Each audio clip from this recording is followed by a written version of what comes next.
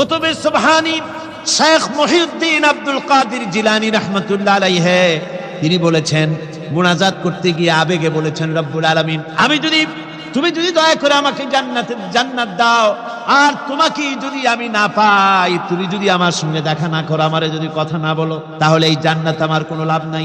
আর আমাকে যদি জাহান্নাম দিয়ে দাও, আর মাঝে মধ্যে তুমি যদি জিজ্ঞাসা করো মহিউদ্দিন কেমন আছো, তাহলে এই জাহান্নাম আমার জন্য বেহেশত হয়ে যাবে। আয় আল্লাহ, আমি শুধু তোমারই চাই। আল্লাহর নবী বললেন, মহিলা তুমি অপরাধ করেছো, কিন্তু তোমার গর্ভস্থিত সন্তান তো কোনো অপরাধ করে নাই, সুতরাং তোমার উপরে শরীয়তের হদ জারি করা যাবে না, ডেলিভারি হোক, তারপরে বিচার হলো। মহিলা চলে গেল আফসোস করতে করতে যে আমার বিচার হলো না, যদি এর মধ্যে আমি মরে যাই তাহলে জেনা করেছি, দুনিয়ার শাস্তি তো সহজ, পাথর মেরে উড়িয়ে দেবে, সঙ্গে সার করবে, এটা তো সহজ, কিন্তু কিয়ামতের ওই কঠিন জাহান্নামের আগুনে জ্বলতে পারবো না। মহিলাটি সন্তান ডেলিভারির পরে মহিলা চলে এসেছে রাসূলের কাছে, হুজুর এই সে আমার বাচ্চা ডেলিভারি হয়েছে, আপনি মেহেরবানি করে আমার উপরে হদ জারি করেন, শাস্তি দেন। আল্লাহর নবী বলেন, মহিলা তুমি অপরাধ করেছো, কিন্তু তোমার সন্তানের হক আছে, তোমার বুকের দুধ 2.5 বছর পর্যন্ত সে পান করবে, আমি তার হক নষ্ট করতে পারি না। মহিলা আবার চলে গেল কাঁদতে কাঁদতে, যদি এর মধ্যে মরে যায়, 2.5 বছর যেতে পারে নাই, তার আগেই মহিলা ওই বাচ্চাটাকে কোলে নিয়ে হাতে একটা রুটি দিয়া হুজুরের কাছে আসছে। কত পেরেশানি দেখেন। মহিলা এসে বলেন, ইয়া রাসূলুল্লাহ, আমার এই বাচ্চা এখন দুধ ছেড়ে দিয়েছে, সে রুটি খাইতে পারে, হুজুর আর দেরি করবেন না, এই শাস্তি না নিয়ে যদি মরে যায়, জাহান্নামের কঠিন আযাব আমি ভোগ করতে পারবো না। আল্লাহর নবী ওই মহিলাকে অর্ডার দিয়া দিলেন, একে বুক পর্যন্ত মাটির মধ্যে গেড়ে দিয়া চতুর্দিক থেকে পাথর নিক্ষেপ করো। মহিলাকে নিয়ে পাতাকে বুক পর্যন্ত মাটির ভিতরে গেড়ে দিয়া চতুর্দিক থেকে যখন পাথর নিক্ষেপ করা হচ্ছিল, রক্ত ছিটে এসে একজন সাহাবীর গায়ে পড়ায়, সাহাবী মহিলাকে ভৎসনা করলেন। আল্লাহর নবী বললেন শুনতে পেরে, নবীজি বললেন, ও সাহাবী ভৎসনা করো না, বরং এই মহিলার তওবা আল্লাহ রাব্বুল আলামিন এমন ভাবে কবুল করেছেন, যদি সে তওবা দুনিয়ার সব মানুষকে ভাগ করে দেওয়া যায়, তাহলে সমানভাবে ভাগ করে দেওয়া যাবে। 60,000 সৈন্য তাদের অশ্ব নিয়ে, তাদের উষ্ট্র নিয়ে, তাদের মালপত্র নিয়ে, জিহাদের সামান নিয়ে শ্রাবণের খরস্রোতা নদী, উত্তাল তরঙ্গমালায় ভরা নদীর উপর থেকে এই সাহাবীরা পাড়ি দিয়ে ওপার চলে গেলেন। ওপার যাওয়ার পরে হযরতে সাদ বলছেন, তোমাদের কেউ কি হারায় গেছে নাকি? সবাই এদিক ওদিক তাকায় খোঁজ করে বলল, মানুষ তো দূরের কথা, একটা উট আর ঘোড়াও একটাও হারায় যায় নাই। একজন বলল, আমার একটা পেয়ালা, যে পেয়ালা আমি পানি পান করতাম, সেই পেয়ালাটা তুফানে ছিটকে কোথায় চলে গেছে, ওইটা হারায় গেছে। হযরতে সাদ বলেন, মুজাহিদের কোন জিনিস দরিয়া নিতে পারে না, অবশ্যই তা ফেরত আসবে। এই কথা তিনি বলতেছিলেন, হঠাৎ করে দরিয়ার কিনারে একটা আওয়াজ হলো, দেখা গেল তুফানের ভিতরে সেই হারানো বাটিটা তাদের মধ্যে ফিরে এসেছে।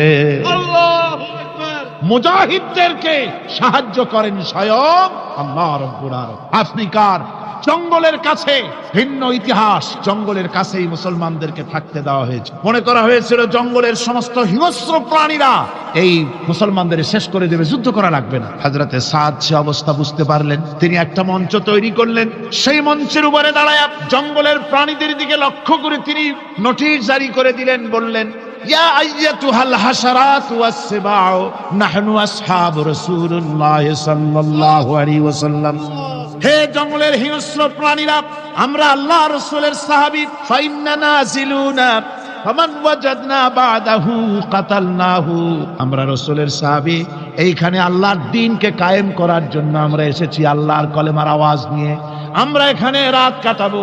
সুতরাং এই জঙ্গলের ভিতরে হিংস্র প্রাণী যত আছো, সব আমাদের এই জায়গা ছেড়ে অন্যত্র চলে যাও। আফ্রিকার জঙ্গলি মানুষেরা চিন্তা করলো, মানুষের কথা কি জঙ্গলি প্রাণীতে শোনে নাকি, পাগলে কয় কি? তারা তাকায় তাকায় দেখলো, হযরতে সাদের এই ঘোষণার পরে বাঘের কাতারে বাঘ, সিংহের কাতারে সিংহ, সাপের কাতারে সাপ, যার যার ডিম আর বাচ্চাগুলি মুখে কামড়ায়া সাহাবীদের এলাকা ছেড়ে দিয়ে তারা অন্যত্র চলে গেল। আমার মুসলমান ভাইরা, এই ছিল মুসলমানদের ইতিহাস। দ্বীন প্রতিষ্ঠা করার কাজে মুসলমান এগোলে আল্লাহই মদত করেন। কে মদত করেন? একজন সাহাবী কতগুলি পাখির বাচ্চা নিয়ে রাসূলের কাছে হাজির হয়েছেন। আল্লাহ নবী বলেন, এই পাখির বাচ্চাগুলি আনলা কেন? সাহাবী বলেন, হুজুর এই পাখির বাসাটা ভেঙে গিয়েছিল, বাচ্চাগুলি যখন ধরলাম ওর মা আমার মাথার উপরে ঠোকরাতে লাগলো, সে নিজের জীবনের মায়াকে উপেক্ষা করে বাচ্চাগুলিকে হেফাজত করার জন্য আমার উপরে ঝাঁপিয়ে পড়লো। আমি নিয়ে এসেছি এখানে, এই দেখুন ঘরের মধ্যে ঢুকেছে, এখানেও এই পাখিটা এসেছে।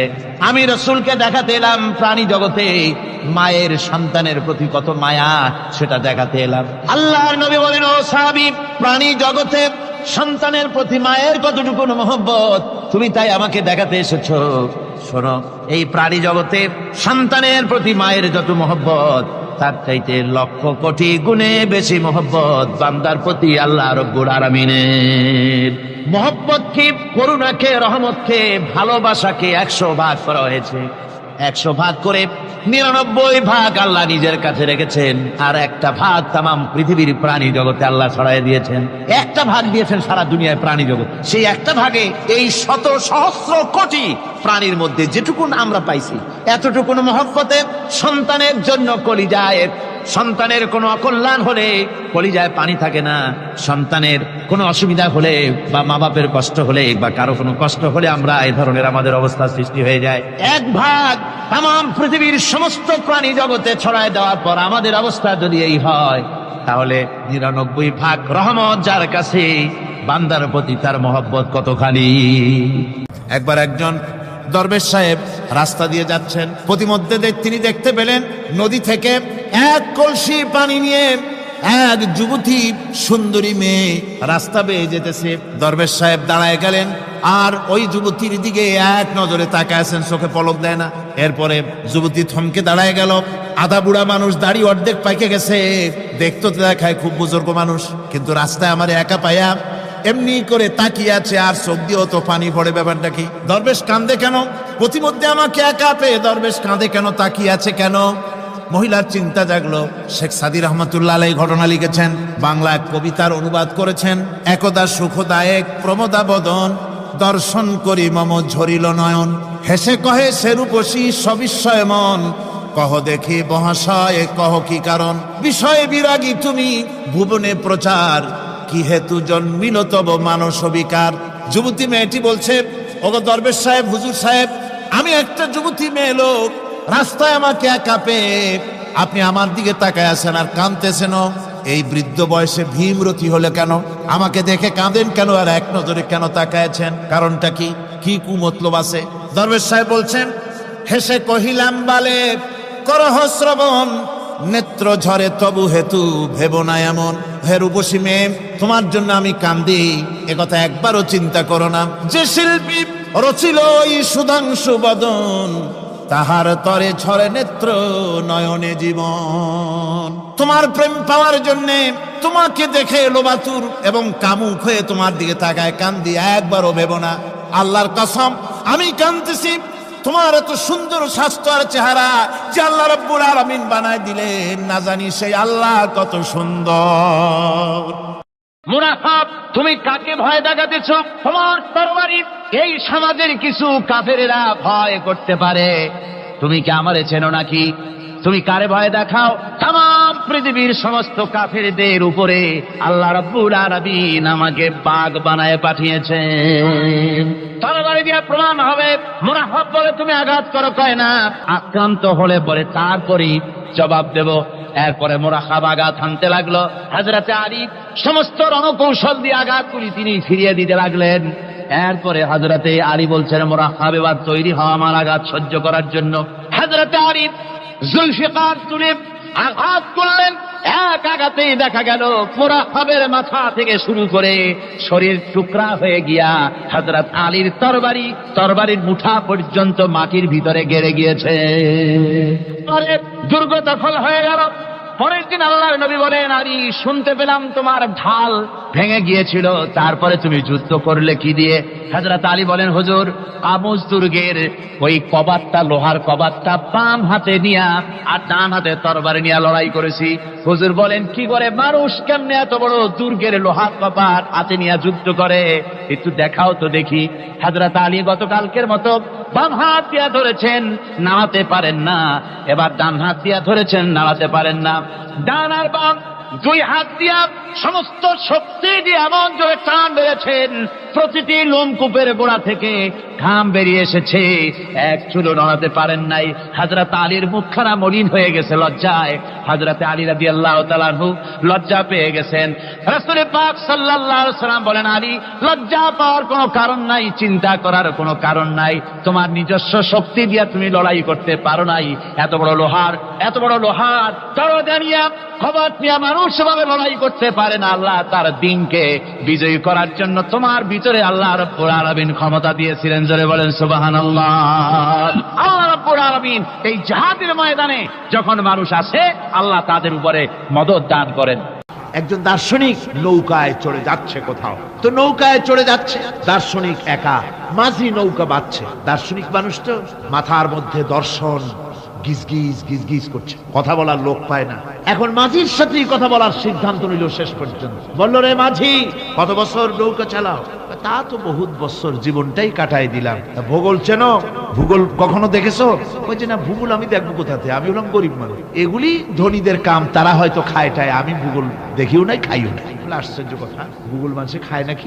জীবনটা তো সারা নেই, নষ্ট করে ফেলাইছে। মাঝি দাঁতগুলো বাইর করে দিয়ে বলতেছে, স্যার, হইতেও পারে। কিছুক্ষণ পর দার্শনিক বলছে, এই বেটা, দর্শন বোঝো? স্যার, খামোখাই শরম দিচ্ছেন, এ সমস্ত বড় লোকের খাবার, ওগুলি আমার সামনে বলে লাভটা কি? আমরা গরিব মানুষ, এগুলি আমরা কোনোদিন দেখিও নাই, খাইও নাই। দার্শনিক বলছে, বেটা বেউকুফ, দর্শন মানুষে বুঝি খায়? তোর জীবন আটা নাই মিশা। মাঝি কয়, হইতেও পারে। এবার দার্শনিক বলছে, এই বেটা, কিছুই তো জানো না, খালি দাব বাইর করো, ইতিহাস চেনো? মাঝি বলছেন, স্যার, এইবার একটা কথা বলছেন যেটার সাথে কিছুটার মিল আছে, আমি খাইছি। সেটা হচ্ছে, বাপ গরিব ছিলেন, কিন্তু মাঝে মধ্যে শীতের মৌসুমে পাতিহাঁস জবাই করে আমরা খাইতাম, আর বিবাহের সময় শ্বশুর বাড়ির রাজহাঁস জবাই করে খাওয়াইছিল, কিন্তু ইতিহাস তো খাই নাই, ওইটা কোথায় পাওয়া যায়? দার্শনিক বলছে, বেকুব বেটা, ইতিহাস আর পাতিহাঁস বুঝি এক? তোর জীবন তো 12 আনাই মিছা। মাঝি কয়, হইতেও পারে। কিছুক্ষণ পর উত্তর দিকে কালো মেঘ উঠেছে, আকাশ থমথমে ভাব, নদীর ভিতরে তুফান সৃষ্টি হয়েছে। মাঝি বলছে, স্যার, সাঁতার জানেন? কয় যে, না মাঝি, সাঁতার তো জানি না। মাঝি কয়, স্যার, ভূগোল, দর্শন, ইতিহাস 3 সাবজেক্টে আমার জীবন 12 আনা মিছা। এখন তো দেখি এক সাবজেক্টে 16 আনাই মিছা আপনার।